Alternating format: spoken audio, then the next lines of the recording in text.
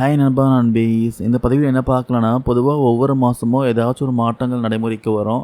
Government side ஏதாச்சும் ஒரு update பண்ணுவாங்க, ஏதாவது ரூல்ஸ் சேஞ்ச் பண்ணுவாங்க.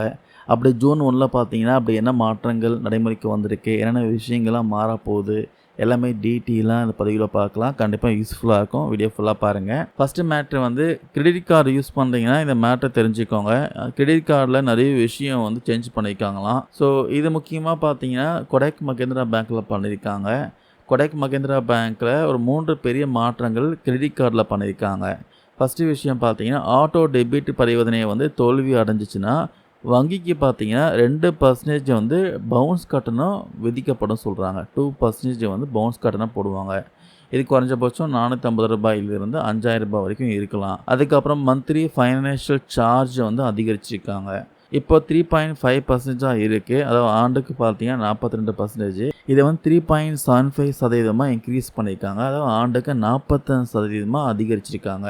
அதுக்கப்புறம் பெட்ரோல் டீசல் கட்டணத்திற்கு பார்த்தீங்கன்னா மாத வரம்பு தாண்டுச்சுன்னா 1% பார்த்தீங்கன்னா அடிஷ்னலாக கட்டணம் செலுத்தியானு சொல்லியிருக்காங்க. அதுக்கப்புறம் வீட்டு வாடகை, இன்சூரன்ஸு, யூட்டிலிட்டி பில்ஸு, ஸோ இந்த பாயிண்ட்ஸ்லாம் பார்த்தீங்கன்னா குறைச்சிருக்காங்களாம். ஆதார் கார்டு யூஸ் பண்ணுறீங்களா, அது பார்த்தீங்கன்னா எவ்ரி 10 இயர்ஸ்க்கு ஒரு வாட்டி நீங்கள் ப்ராப்பராக அப்டேட் பண்ணணும். இது நீங்கள் ஆன்லைனில் பண்ணலாம், ஃப்ரீயாக பண்ணிக்கலாம். ஆஃப்லைனில் பண்ணுறதா இருந்தால் ரூ. 50 சார்ஜ் பண்ணுவாங்க.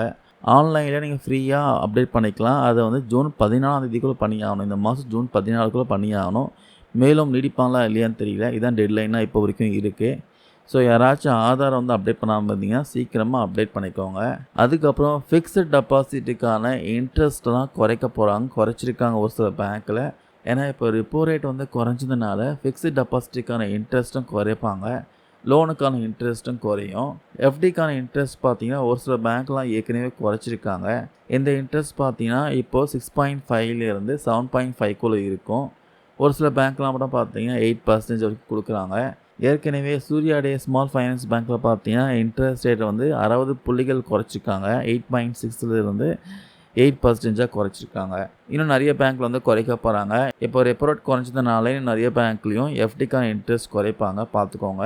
அதுக்கப்புறம் எல்பிஜி சிலிண்டர் விலைகள், அதாவது எல்பிஜி சிலிண்டர் பார்த்தீங்கன்னா யூஸ்வலாக எவ்ரி மந்த்து வந்து ப்ரைஸை வந்து ஏற்றுவாங்க, இறக்குவாங்க.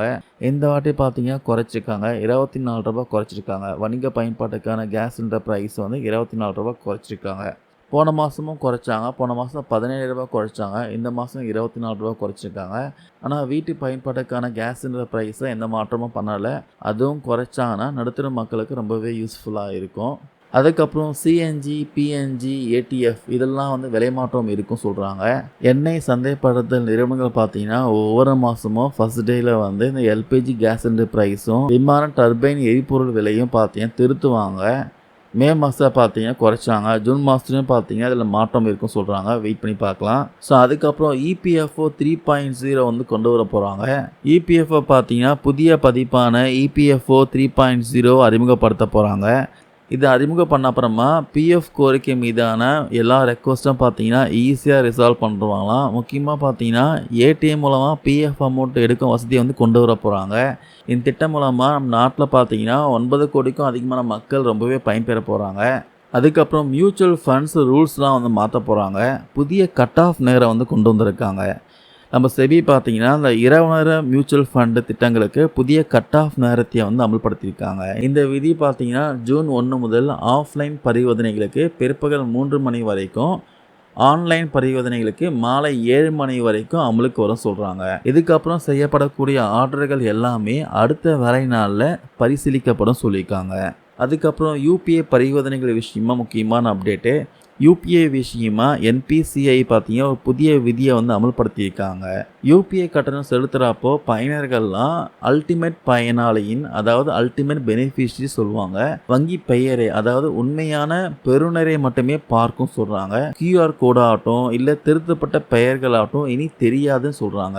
இந்த விதிகள் வந்து ஜூன் 30 அனைத்து யூபிஐ பயன்பாடுகளுக்கும் பொருந்தும் சொல்லியிருக்காங்க. ஸோ அதுக்கப்புறம் யூபிஐ மூலமாக நீங்கள் பணம் செலுத்துகிறப்போ அந்த ரெஸ்பான்ஸ் டைம் பார்த்தீங்கன்னா குறைக்க போகிறாங்களாம். அதாவது நீங்கள் யூபிஐ மூலமாக பணம் செலுத்துறீங்கன்னா அது வந்து ரிசீவருக்கு 30 செகண்ட்குள்ளே ரிசீவ் ஆகணும். அதுதான் இப்போ ரூல்ஸாக இருக்குது.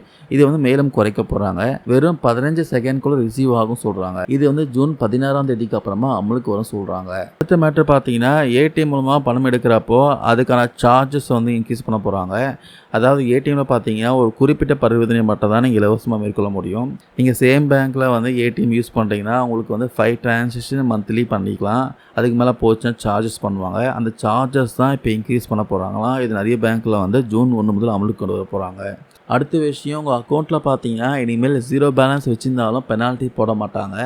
இது எந்த பேங்க்கில் பண்ணியிருக்காங்கன்னு கேட்டிங்கன்னா கனரா பேங்க்கில் பண்ணியிருக்காங்க. இது வந்து ஜூன் 1 முதல் அமலுக்கு வந்திருக்கு. ஜூன் 1 முதல் பார்த்தீங்கன்னா கனரா பேங்க்கில் வந்து நீங்கள் அக்கௌண்ட் வச்சுருந்து அதில் வந்து 0 பேலன்ஸ் இருந்துச்சுன்னா அதுக்கு பெனால்ட்டி எதுவும் போட மாட்டாங்க. 0 பேலன்ஸை மெயின்டைன் பண்ணலாம் சொல்லியிருக்காங்க.